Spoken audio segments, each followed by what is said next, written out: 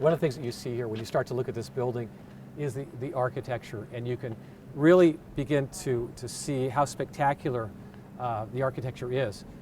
We were very fortunate. The two architects who designed this building spent a lot of time driving through, looking at buildings in Santa Maria, looking at the theme, architectural theme for buildings in Santa Maria, to help us construct a facility that our community could be proud of, but one that was consistent with what we would want a building in Santa Maria to look like. And this is probably the most spectacular view from this angle right here. You can see the bell towers, you can see the different work and craftsmanship that's put into not just the design, but the building of the facility itself. Right.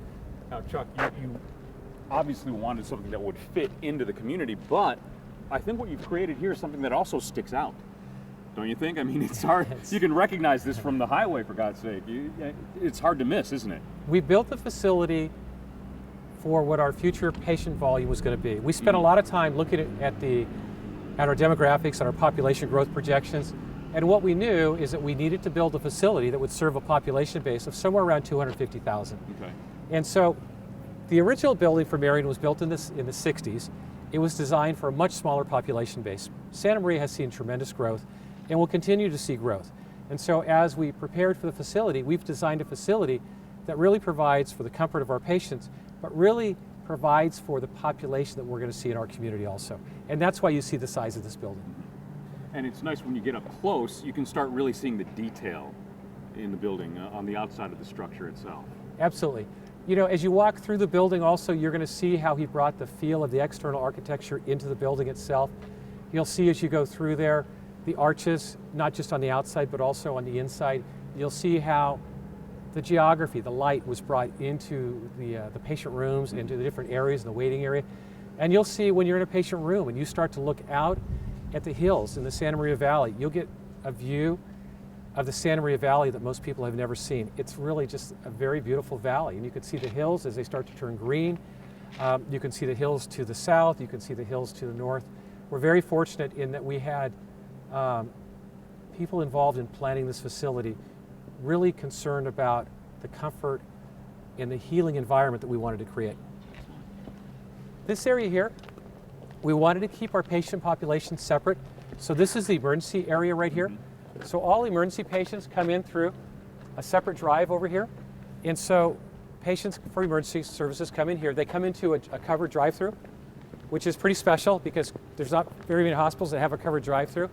But it's a private covered drive-through that allows emergency patients to come through here, drop the patient off, or if we have assisted parking, have assistance with parking their car, and then park in this space that's right here. So you don't have to go or walk long distances for emergency services. The front drive-through here is for inpatients and for visitors. Again, it's kept very separate. We've made some changes to the parking across the street. We added 100 more parking spaces over there. So we'll have visitor parking directly across the street. We're going to keep outpatients in the front of the hospital off Church Street. And so by doing this, we've really separated the parking, which is going to make it a lot easier for all of our patients. Something that is very precious when you have a hospital is having enough parking spaces, but the key thing is having parking spaces in the right place. Here you're coming into the emergency department. Again, it's its own private entrance. And as you walk in through here, you're going to walk into the emergency department itself. What you'll see are 3 triage rooms. These are all private triage rooms. They're not open bay triage rooms. So if you're a patient and you're being triaged and evaluated by a nurse, again, which there are 3 stations here, you have the ability to walk into and be triaged in a private room so that you're not discussing your medical history or medical issues in front of the public. So once you've come through here and you've been triaged, from here you'll be taken directly into the ER itself. And what you'll see when you come in here, this row of rooms, they're all private rooms, is set up for non-emergency patients. We get about 4,500 patients a month that we take care of in the emergency department. Some are trauma patients, some are cardiac patients, some are patients that just need to be seen and treated. They're non-emergency patients. And what we wanted to be able to do was truly separate the types of patients in the ER itself. And so this design allows us to do so. And you'll see as we walk through here, it's designed for the comfort and safety of all the patients that we have. By keeping the patients separate in terms of what side of the hall they're on, it allows us to provide for all the different various patients that we have. If you walk into the patient rooms, the exam rooms, what you'll see, all the exam rooms are exactly the same. They all have the sink on one side, and one of the things that you'll see here with these sinks is these are all solid core counters and sinks. They're one piece. And the benefit of that, instead of having the grooves that you would normally have between the sinks and the counter or the counter and the lip, there are no grooves, which actually eliminates any opportunity for bacteria to get into those spaces because there are no spaces. That's an added design from a safety standpoint. The other thing that you can see, if you get a patient who is non-urgent and then something happens and suddenly it's now an emergency patient, these doors break away, and so by very simply pushing on the door, you have the ability to open the room up. Wow. Should you need to. You saw how lightly I pushed the door on how easily it opened up. That's incredible. I've never seen that before. So it works pretty well. We put TVs in all the ER rooms. Now, not because we want you to stay here and watch TV, but you might have time for 15-minute news or maybe a 30-minute show, but that's about it, and then you're going to be back on your way. All the rooms, head walls are set up exactly the same with all the gases, all the lines, all the connectivity in the same place on the wall. All the monitoring equipment is also in the same place, and all the lights. You have the ability to move these lights throughout the room. And again, they're designed exactly the same, and the reason that you do that is you want to eliminate variation. So as you come through here, you'll see the nurse's station, which is tremendously more spacious than the current ER that we have. As you walk through here, here's the ambulance entrance. One of the benefits here is we have a covered overhang for the ambulance entrance with room for 3 ambulances. Marian sees more trauma than any hospital in any of the 2 counties. And what we've done is design this facility not just for today, but for what the future is going to be. We are moving forward with our trauma application. We've intentionally waited because we didn't want to tax our existing facility with the trauma designation. Now that we're moving forward with our new facility, we will move forward with the appropriate designation for trauma services. If you walk through here, the ambulance entrance comes in here. You can start to see what the trauma rooms look like. Wow. Same. And you can see the surgical light here, which is a real benefit. You can see the patient tower. All the connectivity comes from the ceiling. So instead of having cables and cords throughout the room, everything is localized, centralized into this tower. And you don't have to worry about tripping or falling or something getting in the way of providing patient care. This technology and this type of device you're going to see when we get into critical care. Instead of having 2 towers, 1 tower though, you're going to see 2 towers. But these are state-of-the-art trauma rooms that will serve us well, not just today, but well into the future. Because of the volume of patients that we have in the emergency department, we've actually brought CT scanning and X-ray imaging into the facility itself. So in here is a 64-slice CT scanner that also has a stroke and a cardiac package into it. Again, with imaging so important for emergency patients, and with the volume of patients we have, we wanted to bring imaging into the ER itself. So this is the latest in technology. It's a 64-slice CT scanner that is right here in the emergency department, here for the benefit and safety and comfort of our patient. No longer do patients have to leave the emergency department to go for a CT scan into the imaging department. Just seconds away. It's just seconds away, absolutely. Again, the benefit of having the ER here and the access here is we can truly keep ER patients separate and the types of ER patients separate. I see. This is probably as quiet as you're ever going to see an emergency department. Is there anything special we should know about the nurse's station, John? Yeah, I'm going to show you the tube system. All right. One of the things that we've installed here is a tube system. It's a pneumatic tube system. And the benefit of this feature here is you have the ability, once you collect a specimen, the lab is a little bit down the hallway a little bit, but the benefit of this tube system, is once we collect the specimen, we can label it and then send it directly to laboratory. So you're not depending on people to come and get the specimen itself. If we have medications that we don't have in the ER that we need from the pharmacy, we can actually call the pharmacy. They can send medication directly to the ER using a tube system. I've commented on this before because we had a tube system in the old hospital, and it worked about 70% of the time. You cannot have a tube system that only works 70% of the time. So before we installed it, they said, this is new technology, it's not old technology, and this system will work. For us, for it to work, it has to be perfect. And they've assured us we will have perfection out of this tube system because of the newest in technology. So it's quite a step up from what you would get at the drive-through at the bank, right? Well, you're thinking about that commercial and the money Right. comes flying out. Exactly. Yeah, it's Okay. absolutely a step up from that. One of the things that we did here also, patients that have just real minor injuries, we set up an area here. It's a fast track area. And so these are patients that maybe aren't urgent patients, maybe they're certainly not trauma patients, but these are patients who have very, very minor injuries or illnesses. Instead of using a curtain to separate the patients, we've actually used walls. This is a fast track area. So patient coming in here, discharge from here, it's going to get in and out of here somewhere between 30 and 45 minutes. And Dr. Merrill is here with us, and somewhere he'll comment later, but I can assure you that'll be the time frame coming in and out of this space here. Wow. The ER has done a tremendous amount of work changing their processes, so when they come into this new facility, the processes are designed around the types of patients we're going to have to allow a much more efficient throughput. These patients are totally separate from the trauma patients, so gone are the days where you commingle minor, non-urgent patients from the trauma cardiac patients, which makes it much more convenient for our patients, and all patients and visitors. This is the front lobby. So one of the benefits we have, again, this is the emergency department. We have the ability for families that are here, visitors that are here, if they want to go into, and you'll see in a second, into the dining area, they can do that. If they want to just take a break further down the hall, they can do that. If they want to go into the chapel, maybe it's a critical patient, the family's here and they want to go to the chapel, they'll be able to do this. And we looked at this building and we looked at the space relationships, again, designed around the patients, but also the families and the visitors to make it comfortable for anyone who's here. So as you come through here, this is the entrance into the hospital. So you're going to get to figure out how to piece this together, but this is the entrance into the hospital.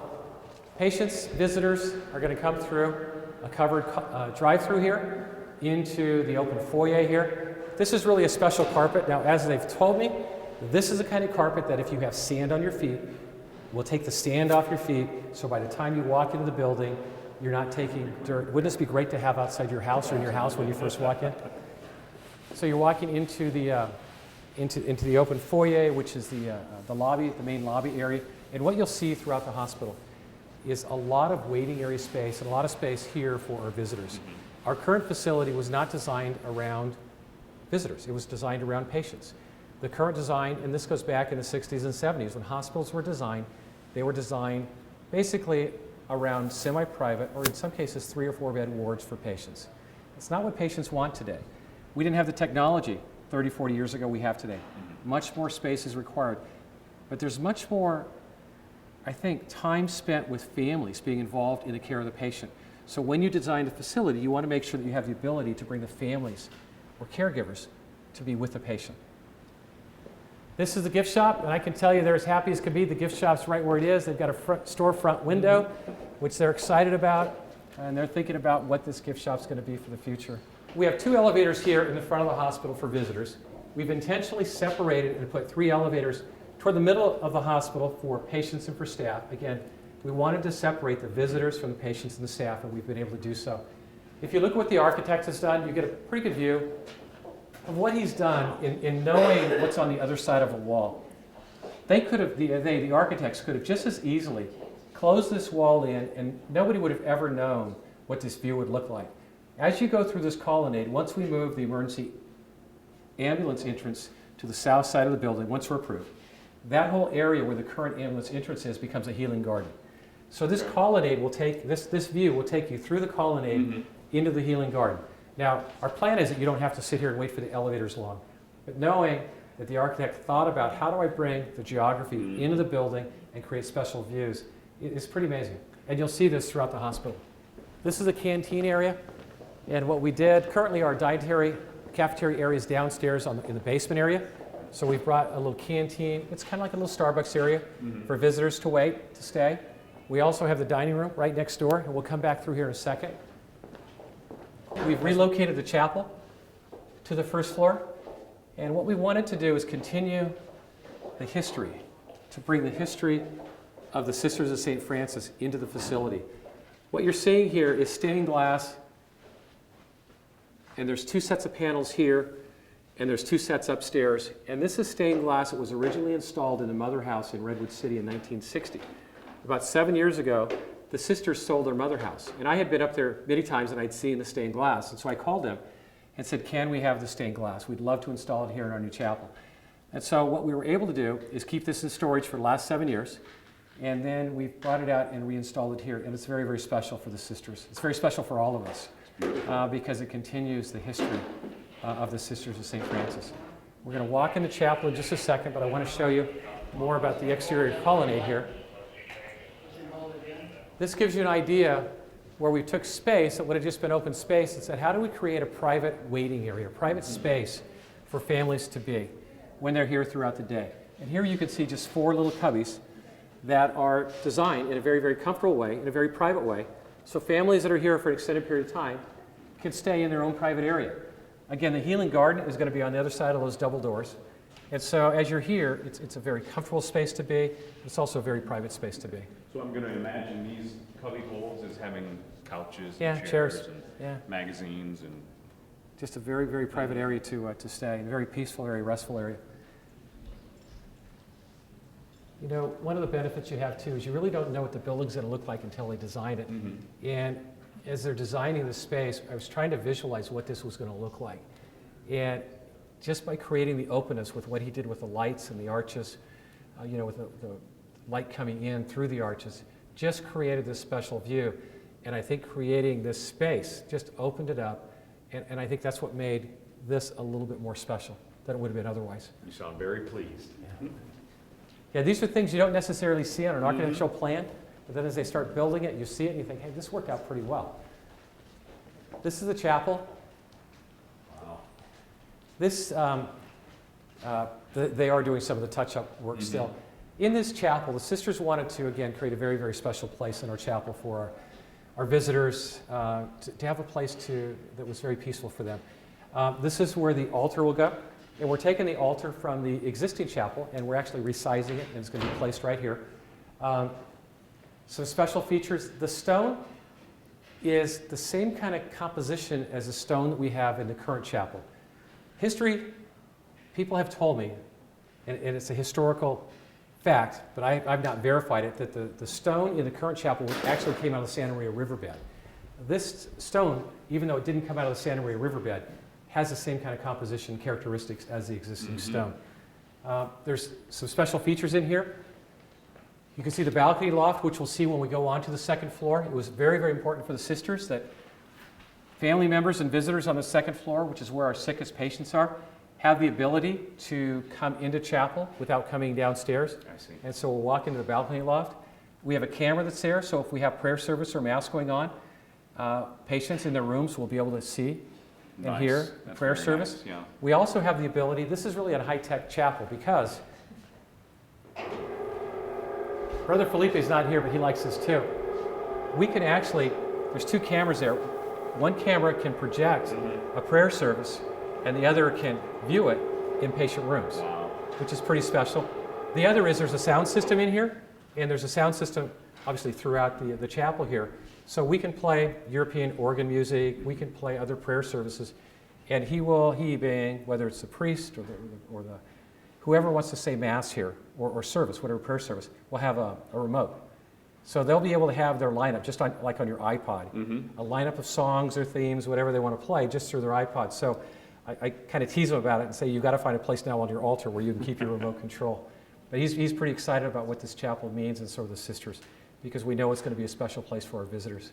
One of the things that we did, when we were building this, we were originally going, the stained glass is here from the existing chapel, and so we were going to take the stained glass and face this chapel. The problem is, if you're sitting in the chapel here, you can't enjoy the stained glass because of how the chapel's designed. And you didn't think so much about the angles when you put them in there and where they're oriented. So as we were designing this, we said, you know what we're going to do? Is we're going to create garden areas here with glass that you can see through, and then backlight it, because you'll see in a second, we created an outdoor dining area there, which is very, very comfortable. Very comfortable place to eat. Whether you want to have covered dining or open dining, you'll be able to do so. But also, you're going to get the pleasure of seeing the stained glass. This is the cafeteria, and as you walk through here, you can see it's really designed for a lot of people. It's, you know, our current dining room is very, very small. One of the things that I learned, didn't know, is do you know why these aren't straight? Because you have the ability, by having it angled, to actually have more people and it doesn't feel as crowded as opposed to in a straight line. Huh. I didn't know that. I didn't know that either. I didn't know that, but I probably will never have to use that thought again. But this is, it'll have a grill into it. And I've said before, people can come here and they can order and have a healthy diet. And if they would rather have burgers and fries, they can have burgers and fries. Now, whether that's healthy enough or not, they get to make their own choice on that. But it will have a wide variety of menu. This is the outdoor dining area. This was really just a space between the old hospital and new hospital. And as the architect was designing this, he said, I can take this space and I think I can make a pretty special dining room. Here's where you can see the stained glass. That is from the existing chapel or the older chapel. That'll be backlit, so even at night you're going to have backlit stained glass here. Covered dining in here, open dining in here. It was kind of fun watching them bring the palm trees in here. But they really, they being the architect, really just created a special space. And you know, as you start to look at the building, you can start to see, again, he used just, instead of making it a square box, he created a lot of lines and a lot of design in it just to give it some character, a lot of character to it. We have, there's a statue of St. Francis at Marian West. And as we close Marian West, we're going to bring that statue over here, and it'll be placed in the garden area right there. If we come in here, this is pretty special too, because you don't really think a lot about this. This is an epoxy floor that Feels is weird. Yeah, it's poured as a liquid and then it solidifies. The reason they do this is it doesn't have any grooves in it. So unlike tile that you would put in here where you have grooves, which creates the opportunity for bacteria, there are no grooves in here. It is a solid core floor right now. Very safe. You're not going to slip on it. But again, you look at it from a safety standpoint to keep the environment clean. You know, I wish I could remember the names of the product on the walls here also, because the same thing is true on the walls here, where it's created in a way where you can eliminate the opportunity for bacteria to harvest on those walls. Again, when you build something new instead of renovating, you can build it from the ground up and make it very, very special. So again, what we've done is what you're seeing here is toward the back side of the hospital, again, keeping our staff, our physicians, and patients. Now, patients wouldn't come down here, but you'll see on the second, third, and fourth floor, in these areas they would. But this is an area where visitors won't be. And again, trying to keep the visitors totally separate from patients and maintain the privacy for patients. So what you're seeing here is the connectivity of the second floor to the existing hospital. We're going to go into critical care in just a second. You can see the differences in the height of the floors. That's why you have a slope here. Again, you can see where the architect, instead of just making that a solid wall, he opened it up and brought the light into it. This takes you directly into our recovery room. So surgery patients go through recovery and then come through here. This hallway here, which tees off, takes you into our existing 10-bed critical care unit and also the cardiac cath lab, which is on the second floor. One of the things that we did in this construction is we designed the connecting corridors before we built the building, and then we just shelled it off. And so at the first floor and the second floor, wherever there's a connectivity, by building the connecting corridors first, you don't have to come back after the fact and connect them. And so it probably saved us 3 or 4 months by doing it that way. But this hallway takes you directly into the existing hospital. So the CCU is connected here. It's a 10-bed new CCU addition plus 10 beds existing, connected both at the back side for patients and staff and the front side for visitor. And what you'll see in all these critical care rooms, these are all private rooms designed for safety and comfort for patients, for visitors. Just like you saw in the ER, you have 2 towers here for all the connectivity, all the cabling, all the monitoring. Private room, it'll have a couch sofa bed that stays here. So if a family member wants to stay here for 24 hours, they'll be able to do so. The rooms, critical care rooms, are a little larger than the current critical care rooms. But by virtue of having everything off the floor, everything away from the wall, and working through these towers, you just create a much more open environment and space for the nurses and the caregivers. We've also monitored 2 of the rooms in critical care for OB patients. So we have fetal monitoring in 2 rooms. And again, every now and then you're going to get a patient who needs to be in CCU. we know with where we're going with our perinatal program, we're going to have more high-risk deliveries here. So by monitoring 2 rooms, the mom can come down here and be monitored for OB services in addition to cardiac care or whether critical services need to be provided for that mother. In addition, we've monitored 4 rooms in L&D. So when we go upstairs, you'll see those also, so that if a mother didn't need to be in critical care but needed to be monitored, we could monitor her with cardiac monitoring in addition to fetal monitoring up on the 3rd floor. And that's just an added safety feature for our expected mothers. Has the current staffs walked through? They've come through very extensively, yes. Oh, yeah, they have. So they're excited, I imagine. Everyone I've talked to who's come through here has been very excited about the new space. One of the things that you see here is this is what's called an anteroom. Oh, I don't have a key either. The anteroom is designed in a way where you have a patient in isolation. Mm-hmm. So what you're able to do as a caregiver is walk into this room, clean up, gown up before you go into the patient's room. Then after you're done, you get to ungown, clean up again, and then come back out here, which makes it safer for the caregiver and also safer for the patient. And in critical care, there's 1 on each side. And then as we move through the med surg rooms, you'll also see, I don't know if it's 5 or 6 or 7 on each of the floors also. Oh, wow. Again, it's just a safety feature designed for our patients and our staff. Did you guys have a whole group of people thinking up all these details and all these, a whole a staff that says, okay, we would like to have this, and this, and then you guys got together and integrated it all into the hospital? As we went through the planning of this, we looked at the different specialty areas and brought the teams together and said, let's talk about the space. We're building it from the ground up. What do we want it to be? We went and looked at other hospitals. We were fortunate in that the time that we were planning for this facility, 3 hospitals at that time in Catholic Healthcare West, now Dignity Health, were being built.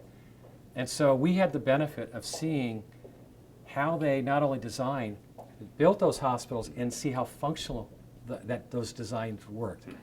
And we took what we think are the best of all those 3 hospitals and incorporated that into our thinking and planning here before we finished the design. But I think our staff did a tremendous job in really looking at it from the perspective of the patient, looking at it from the perspective of the caregiver taking care of the patient. How do we design this facility to make sure that we provide maximum service, comfort, and care for our patients, utilizing the technology available to us? If we walk down this row here, this connects us to the existing CCU in the front. This is also going to take us into the balcony loft. Here's 2 more sets of stained glass. Again, they came to us from the mother house. So in here you can see and walk into the chapel loft. I'll join you in just a second. Thank you. We were originally going to have 2 different private rooms, 1 on each side. And as we went through this with the state really didn't like our design for the loft, and they modified it somewhat. But the space still worked out well because you can be in any of these spaces here and still be in part of the chapel. We put a sound system up here also, so if there's a prayer service or mass, you can actually be part of it here. If you want to turn the sound off, obviously you can do that also. But it really gives you the benefit of coming into a chapel or into the chapel without going downstairs.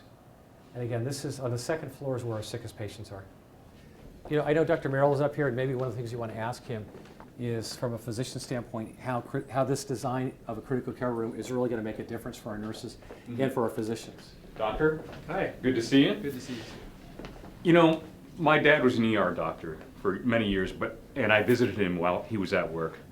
But I've never seen anything like this, quite like this. This is incredible. Yeah. I mean, the way these booms are structured in this room allow the doctors and nurses to have access to the patients, what needs to happen. They need to be able to get to the airway. They need to be able to put central venous lines and so on. And these monitors on the booms can actually move around the patient to facilitate better access. It's fabulous. Who came up with this kind of idea and this concept? We looked at other hospitals, and we looked to find the best of the best from everywhere else we could look, and we found these and fortunately integrated them into the care. This is the same thing you see in the trauma room in the emergency department. The same concept. Very good.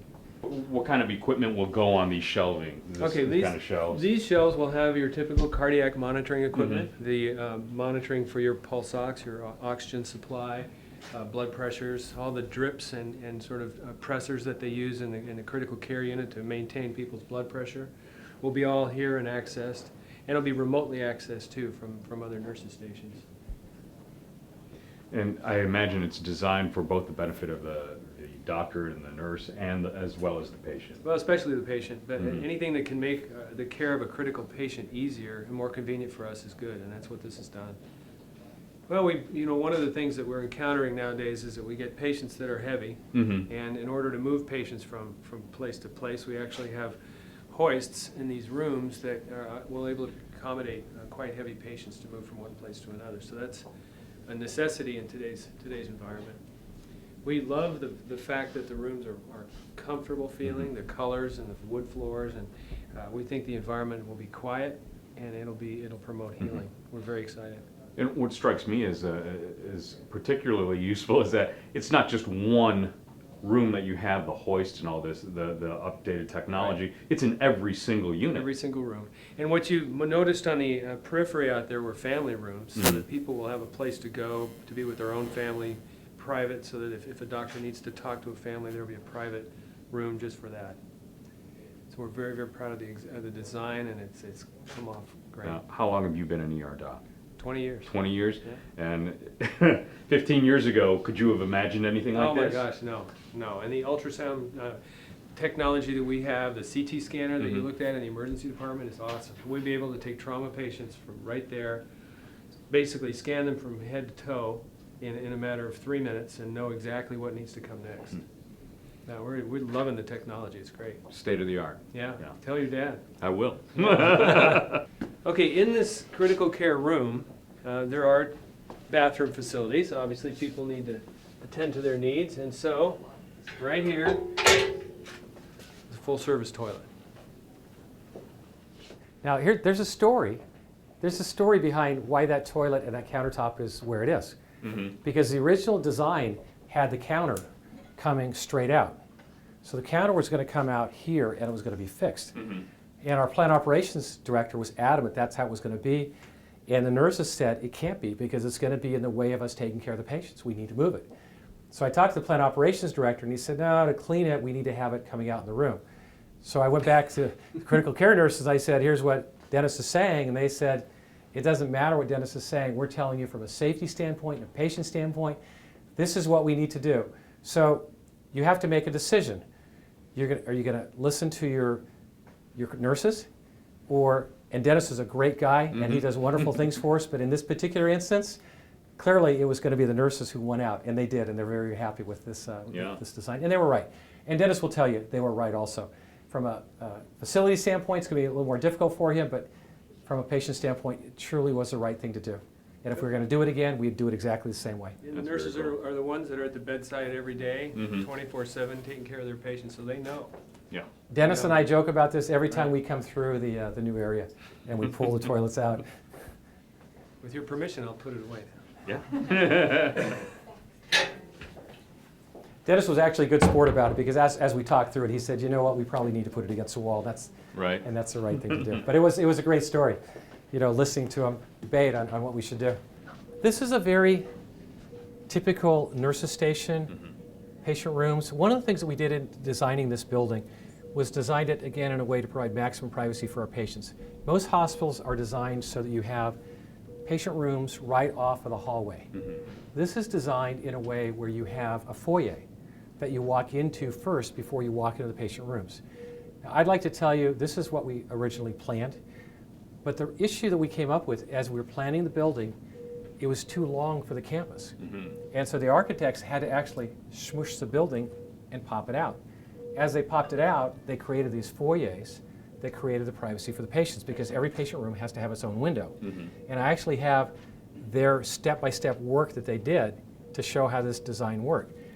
As we started looking at it, we started thinking about this is going to be pretty special because it's going to allow us to create a decentralized work area for our nurses, for our physicians, and for our caregivers because you're here with the patients. And so while we have decentralized workstations that are called patient care centers, we have nurses stations in every set of pods, or every pod.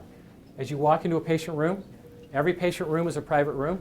So when you walk in here, you start to get an idea of how big these rooms are. Wow. These rooms are essentially the same size as our current patient rooms that have 2 beds in them. These are private rooms. You'll see the same thing, the same kind of solid core countertop and sink. The head wall with all the gases and all the connectivity off the wall. Flat screen TV.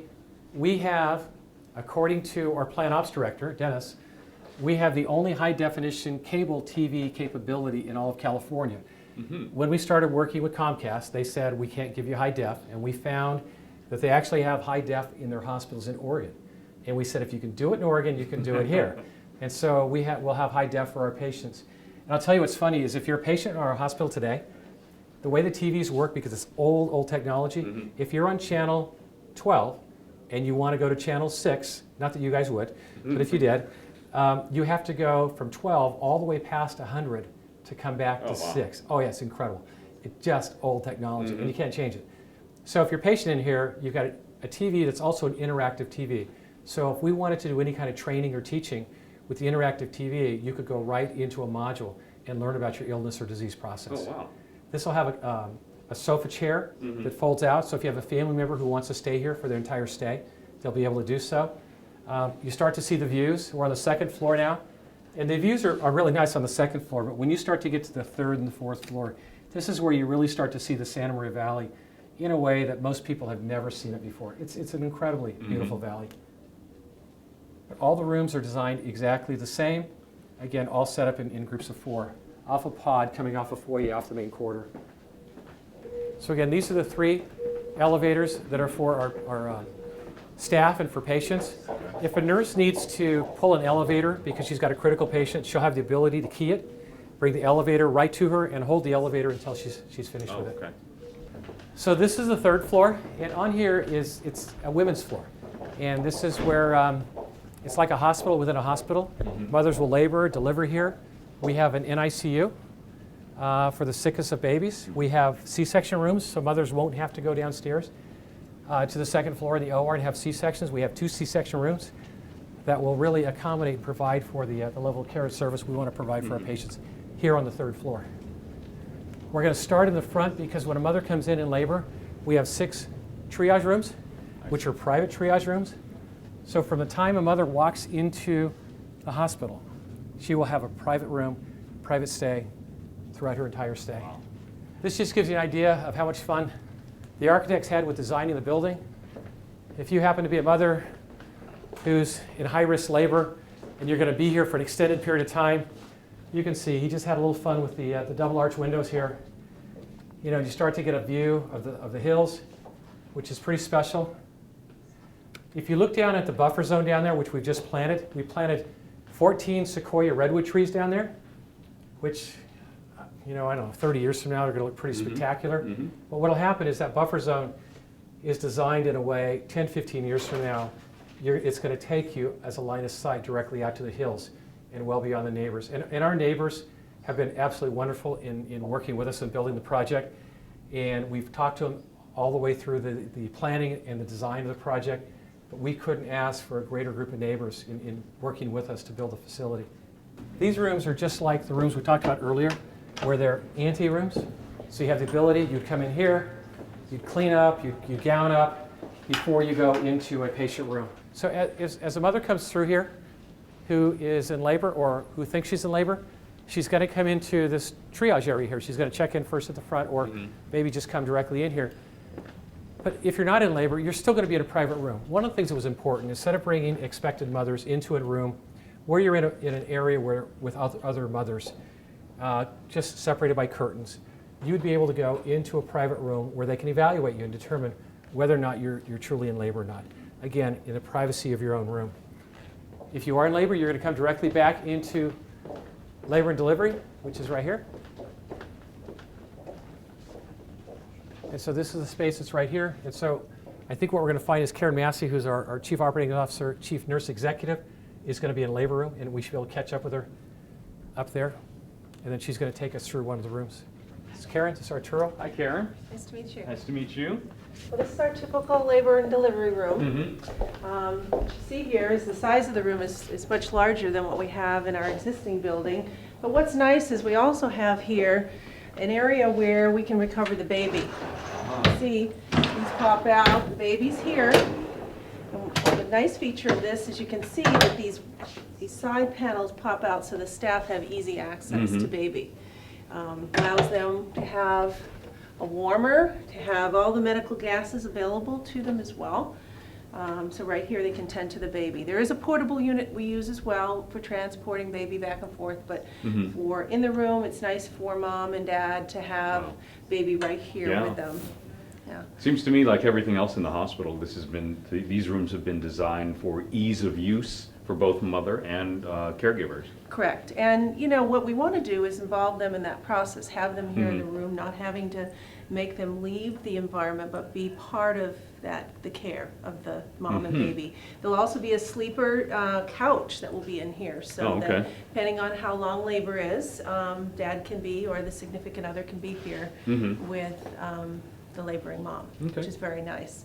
Have all your medical gases for the mother, and you have code blue and code white. Code white is for baby. So in the event there's something that's going on with the baby, that we would push the lever, and that would indicate to the rest of the hospital that there's a need for assistance here. We also have our special phone here is actually a translation line. So we actually included that in every single room so that if they need to do any kind of translation for the parent or the patient, that they can do that right here in the room. Okay, and then they can monitor. We have perinatal centricity, which is our computerized system for the perinatal population, and they can monitor the mother here, right here in the room, and then they also have a central station out in the main corner of the unit. Chuck was talking about what a major effort it was to put together this whole floor. Correct. You know, it's complex. You have a lot of different things going on here. It's like a hospital within a hospital.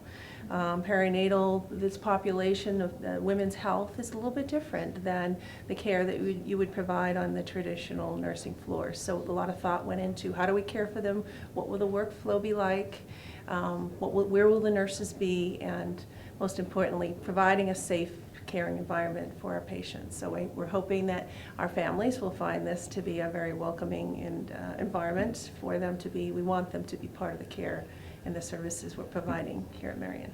And this kind of care has, like everything else, has evolved into this kind of technology and this kind of a room. Correct, correct. And you know, there's specialty things here in this room, the lighting for when actually the delivery is occurring. They have specialty lighting that can focus on where the physician needs that light to be. No longer do we have things sitting on the floor. We have lighting in the ceiling so that it doesn't get in the way of getting to the patient and providing the care that's needed. Excellent. And so they have, actually in the rooms too, we have an area where if the family member's here and they want to use a computer, we have that as well. So they have access to that. We have a wireless system so that they can get online, get on Facebook or whatever services they're using to talk with their family and make sure that they get connected with what's happening with the patient. Excellent. So what we have here is the jacuzzi tub, so when a mom is laboring, an opportunity to actually have a tub in every room so that they, in the privacy of their own room. Wow. So this is a special feature, something that most women that are laboring, if they have an opportunity to have this, they would have that here at Marian. It's like a 5-star hotel. It is, yeah, plus. Yeah.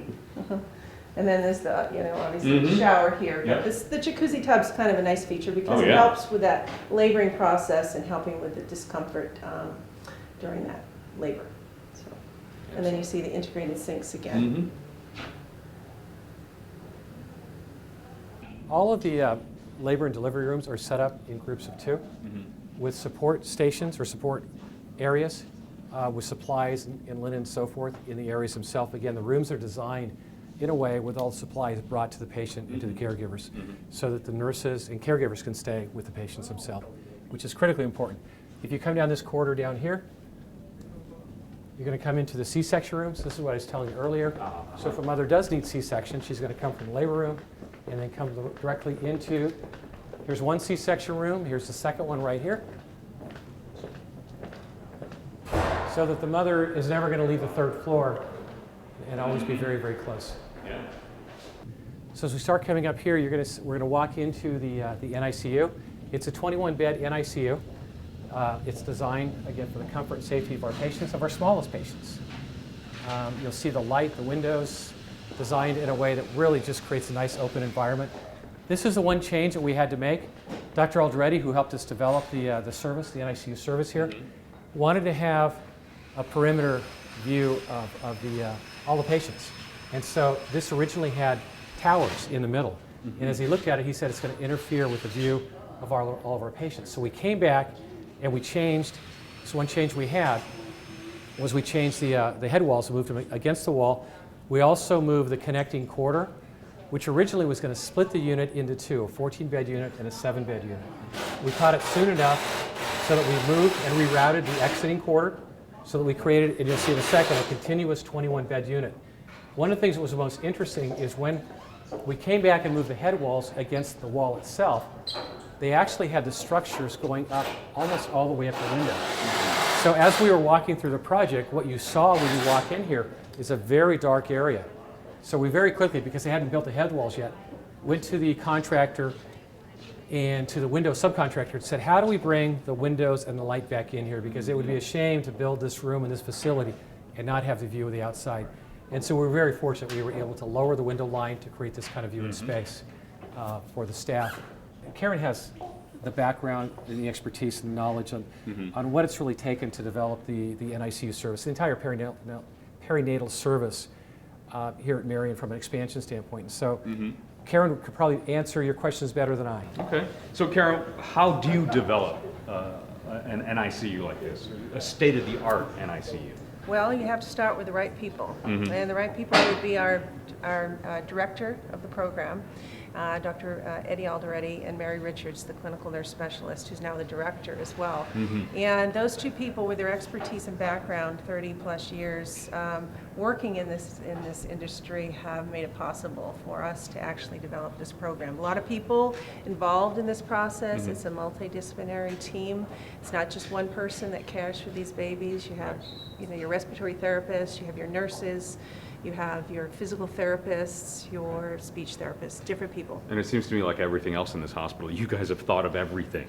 Correct, correct. And the goal is to keep the babies safe, especially when you have the smallest of the small, little babies that really need to make sure that we're tending to their needs, that we think of everything, because time is of the essence when you're caring for these babies.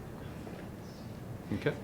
So show us around. What do we have here? What do we got to go well, on? what you have here is their computer system and their monitoring system. And that's important. This is the head wall where you have your medical gases to ensure, like with the adults, that you have what you need. This is where this is the bed space. So you have your incubator that goes here, in which baby would be inside the incubator to ensure. Remember, they're premature, so you have to it has to be temperature controlled to meet their needs.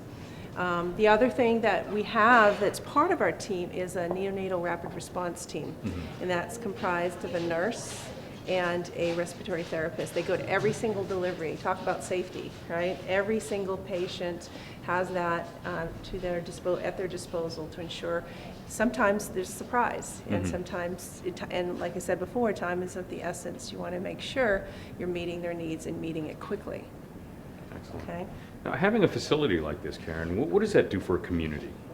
Well, it allows our people that live here in Santa Maria, that deliver here in this community, to stay here. What we had to do in the past was transport those patients and separate the family from baby. And they would have to leave the community, and then they would have to travel back and forth. So it really would disrupt their lives.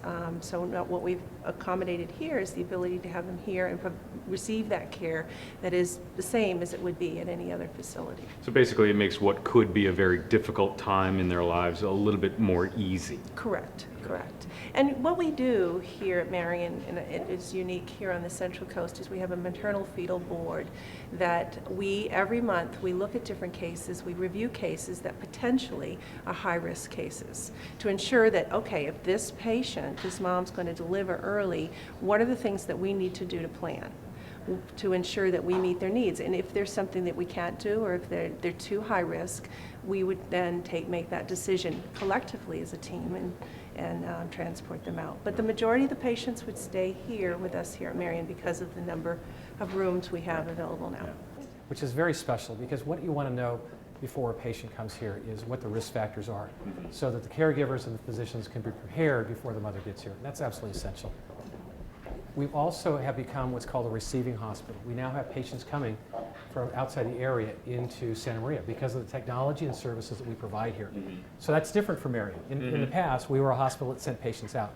Today, because of our size and our geography and our population base, we've been able to develop clinical services much beyond where we ever were able to before. And so we have hospitals and patients calling us to come here for care and services.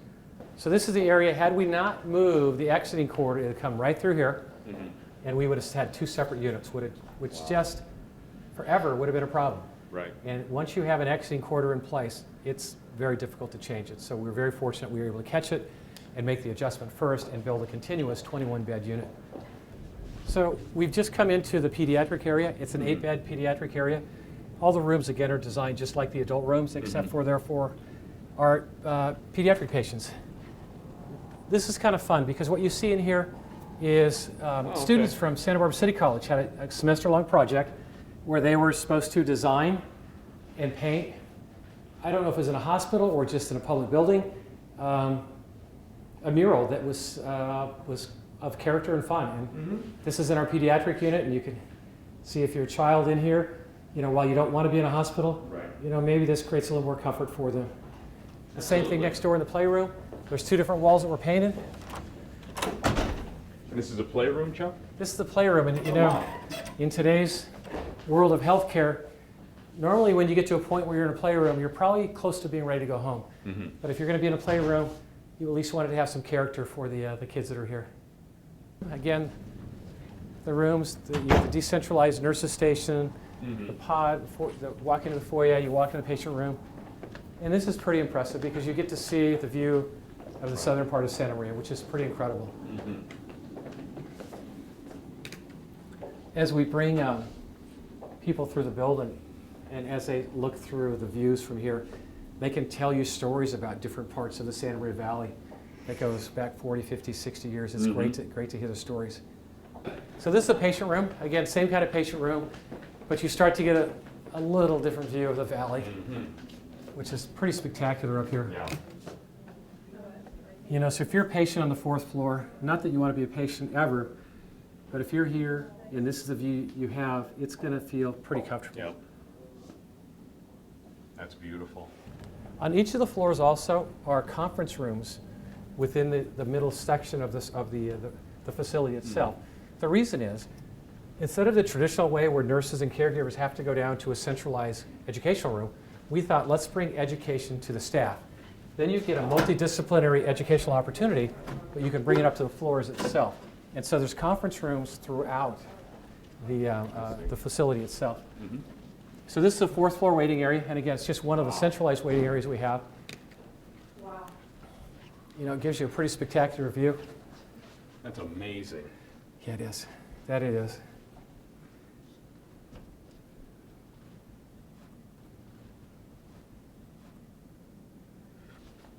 You've heard the phrase pillar of the community. It seems to me what you built here is actually a pillar of the community. We just feel fortunate because our community has been so generous with us. Before we started the construction of the facility, we went to the community and asked them, what would you like to see in building a new hospital? And they talked about, the community told us very openly, we'd like to see private rooms. We'd like to see a healing environment. We'd like to go into a facility that provides a space that meets not just the needs of the patient, but accommodates also the needs of the family and friends and visitors who come along with the patients themselves. And we took them seriously when they described what they wanted to see in a hospital. And we hope we're close. And as we walk through here and patients walk through here, you get a pretty good sense that people are comfortable with what the design is and what it means for us and what it's going to mean for our patients, not just today, but well into the future also. Well, I think you came a little bit closer than you hope you're close. I think you hit the nail right on the head. Well, thank you.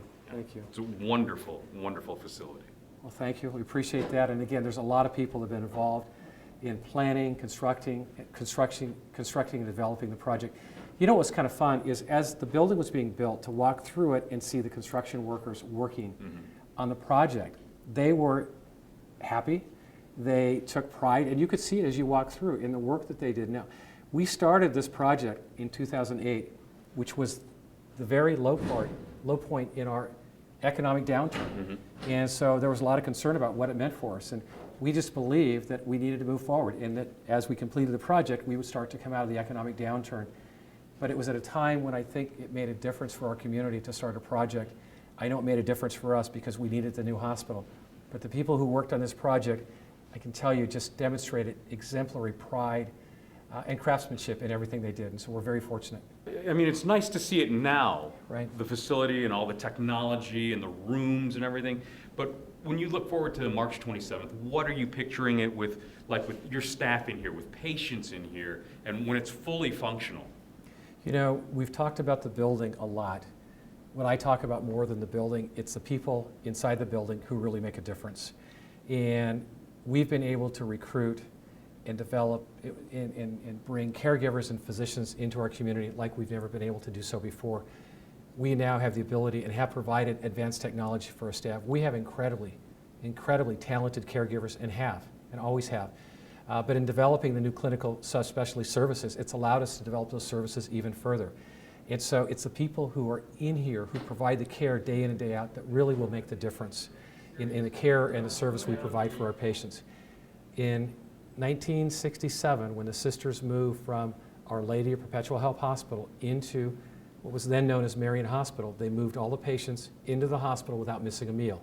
And we've talked about this a lot because we said the sisters did this in the 60s. And so our plan is just as the sisters did in the 60s. Our plan is to move the patients on March 27th from the existing building into the new building without anyone missing a meal. And it should be a special day. And the energy should be a very positive energy. And I have a lot of faith and confidence in our caregivers, our nurses, healthcare workers, our physicians. They're very talented, and it should be a very special day. So it should be an exciting day, but there should be a lot of excitement that day. We'll bring our cameras. Thank you. Thank you for joining us today. Sure.